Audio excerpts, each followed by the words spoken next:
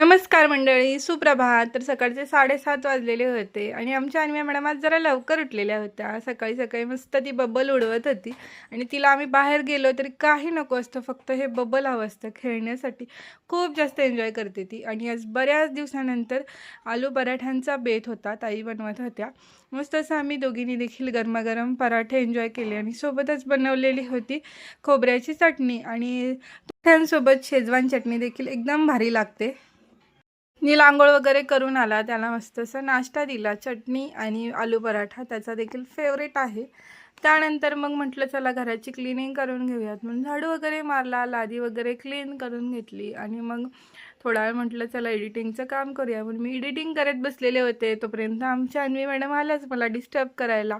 या मुलींचं दुपारी चाललेलं होतं मस्त असं डान्स करणं. आम्ही सगळी ऑडियन्स छान बघत होतो आणि खूप छान डान्स करत होत्या तिघी देखील.